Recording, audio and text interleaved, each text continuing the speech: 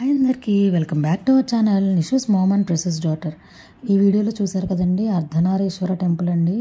అసలు గుడి అయితే చాలా బాగుందండి. ఆర్కిటెక్చర్ అయితే ఇదైతే కొత్తగూడలో అయితే లొకేట్ అయిందండి, హైదరాబాద్లో. మేమైతే స్పెషల్ డే రోజున అయితే కనుక విజిట్ చేసామండి, అందుకే చాలా జనం అయితే ఉన్నారు.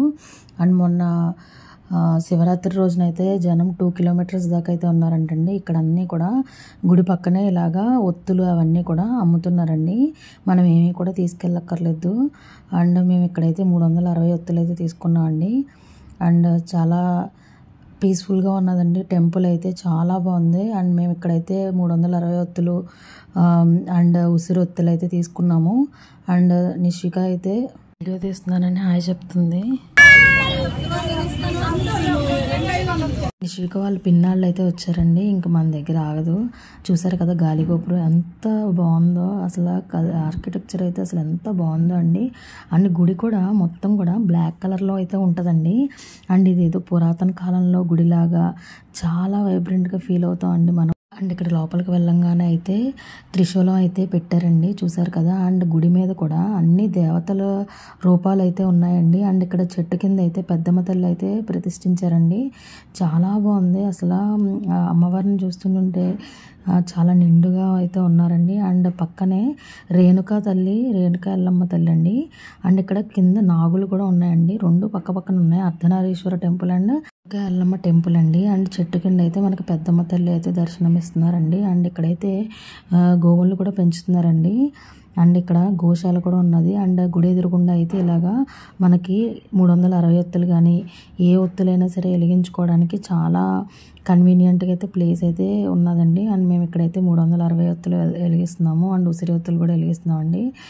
అండ్ చూసారు కదా ఎంత పీస్ఫుల్గా ఉందో ప్లేస్, చాలా స్పేసియస్గా ఉన్నదండి గుడి కట్టిన దగ్గర అయితే. అండ్ చూసారు కదా ఇక్కడ గోశాల కూడా అయితే ఉన్నది. అండ్ ఇక్కడ స్పెషాలిటీ ఏంటంటే ప్రతి చోట అక్కడ మనకి లింగ దర్శనంలో అయితే ఉంటుందండి శివుడు. కానీ ఇక్కడ ఏకశిలలో అండ్ పార్వతీదేవి అండ్ శివుడు ఒకే విగ్రహంలో మనకైతే దర్శనం అయితే ఇస్తున్నారండి. చాలా బాగుంది. ఆ రోజు నేను చెప్పాను కదండి స్పెషల్ డే అని, అందుకే జనం అయితే చాలామంది ఉన్నారు. అండ్ నేను ఇక్కడైతే ఫస్ట్ రేణుకా ఎల్లమ్మ టెంపుల్కి వెళ్ళాము, తర్వాత శివాలయానికి వెళ్ళామండి. అండ్ ఇక్కడ సగం ఎలా అయితే శివుడు, సగం ఎలా అయితే పార్వతీదేవులు ఉన్నారో అక్కడ పైన కూడా మనకి ఒకవైపు నందీశ్వరుడు, ఒకవైపు సింహం అనే దాన్ని ప్లేస్ చేశారండి. కట్టడం కూడా సగం అర్ధనారీశ్వర టెంపుల్ అని చూడంగానే కూడా తెలిసిపోతుందండి, అంత బాగా అయితే కట్టారండి. ఇదైతే మార్నింగ్ వ్యూ అండి. నైట్ వ్యూ అయితే ఇంకా చాలా బాగుంటుందండి టెంపుల్. మనం ఏదో ఫారెస్ట్లోకి వెళ్ళామా ఆ ఫీల్, ఓన్లీ దేవుడు మనం మాత్రమే ఉన్నామన్న ఫీలింగ్ అయితే వస్తుందండి నైట్ టైమ్స్ అయితే కనుక. అండ్ టైమింగ్స్ వచ్చేసి మార్నింగ్ 6:30 to 12:30 అండి, ఈవినింగ్ 5:30 to 9:30 అంటండి. అండ్ మేము ఇక్కడ చూసారు కదా టెంపుల్లో దర్శనం అయితే చేసేసుకున్నాము. అండ్ పక్కన శివపార్వతుల్ని ఇలా కూర్చున్నట్టయితే కట్టారండి టెంపుల్లో. అండ్ ఇక్కడ అయితే ఫొటోస్ తీసుకుంటున్నారు అందరూ కూడా. అండ్ చూడండి ఇక్కడ లోపలైతే శ్రీచక్రం కూడా ప్లేస్ చేశారండి పైన.